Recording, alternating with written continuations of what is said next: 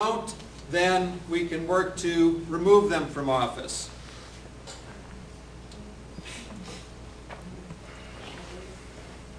Yeah, I've kind of covered those. There's zoning commissions, township trustees, planning commissions, school boards, the whole works. We need to have a presence at those meetings.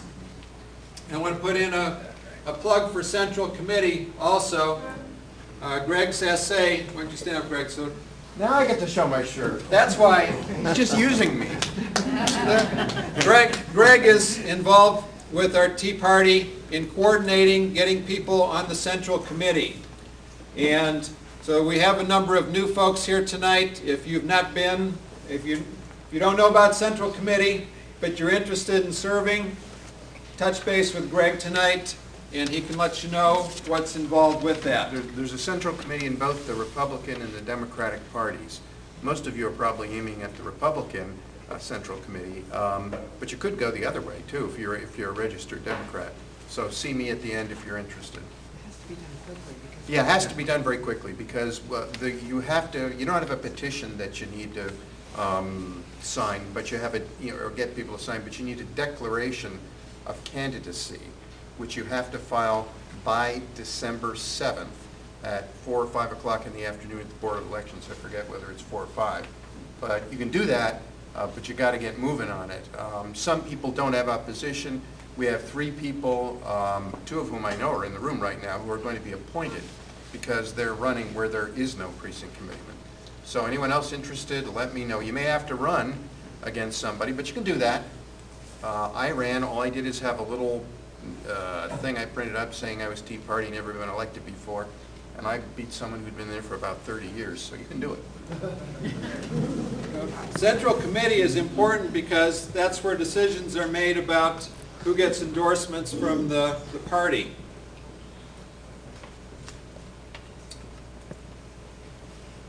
Okay, reporting on positives and issues and voting records. So we want to keep track of those things. We also, as I said, the House of Representatives, Ohio Senate, U.S. Representative, Senate, President, keep track of those things, and again, report on the positives and the issues.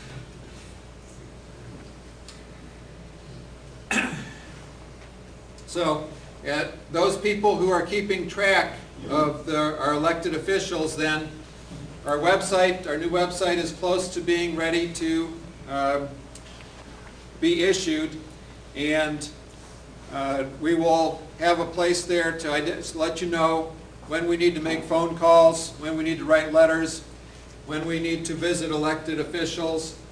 I think this Thursday, the National Tea Party is having some kind of, I don't remember the term, but to go see your state representative at noon on this Thursday. No, actually, it's tomorrow. It's Thursday.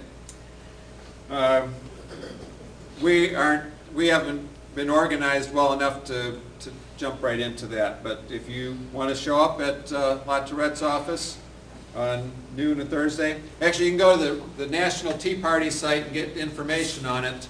It's teapartypatriots.org, and there's all kinds of information. What it's dealing with is the super committee that's dealing with the tax or the cuts and taxes. And taxes. Probably more of the taxes than the cuts, I don't know. But at any rate, what the Tea Party is advocating is real cuts, not the gimmick cuts that say over the next 10 years we're going to cut whatever, but the next Congress that comes in isn't obligated to pay any attention to what the previous Congress said. So all those out-year things are really Chuck, just something I'd like to interject. I read that Congressman LaTourette endorsed the idea of increased revenues as a way to bring down the deficit. So a few phone calls to him might do some good. If you can get to his office about that on Thursday at noon, Where's your office at? Which one? well, I don't know, he's got at least 2 offices, right? One in Bainbridge and one in Painesville. and I don't know which one he's at. Probably not gonna be at either one. No, not for this. But If there's, he's there, I'll be back in a room, he won't come out. isn't there somebody at his offices? Yeah, there, yeah. There are people there, so, you know, go to the teapartypatriots.org.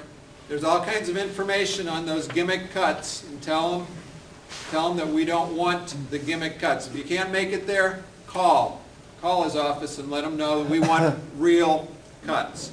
Also, we don't want additional taxes. He's already endorsed additional taxes, so Let him know that we don't like it. Yeah. we gotta replace them.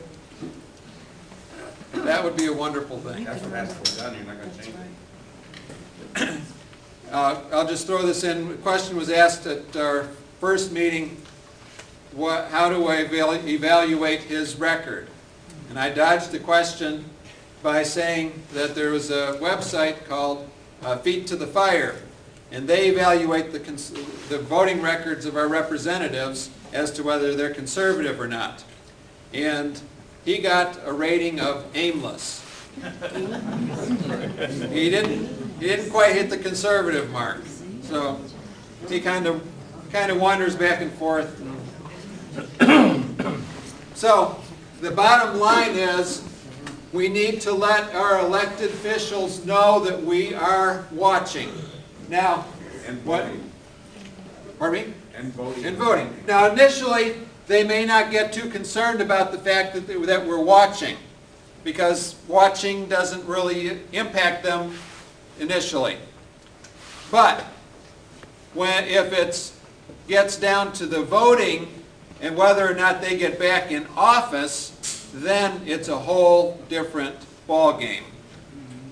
Now, if there is somebody who is not voting, not representing us the way we would like to be represented, the option then is in the primaries to get somebody who's a conservative to run against that person. That's our option. So who knows? Maybe somebody that's sitting here in this room tonight, hopefully somebody that's sitting in this room tonight will be an elected official sometime soon. But there may be others who haven't even thought about running for office that might be holding office in the next few years. So the original concept was citizen statesmen, not career politicians. So also, as we watch, we're informing our membership. Okay. After the filing deadline of December 7th, we will know who is running for what office. Now, we are not a real experienced organization.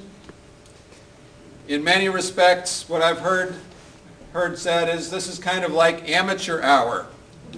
We don't have a lot of experience in what we're doing here tonight. Some of you are maybe, I'm sure, here for the first time tonight at a Lake County Tea Party meeting. If you would, just raise your hand if you would, if this is your first meeting. All right. How many of you are here because you got a strange phone call from somebody? Really? Great, great. I was wondering if that was going to work. Okay. All right, but I lost my train of thought. Oh, okay. After December 7th, we will know who's running for what office. Our intent is to, where we have multiple candidates running in the same party for the same office, is for us to interview those candidates.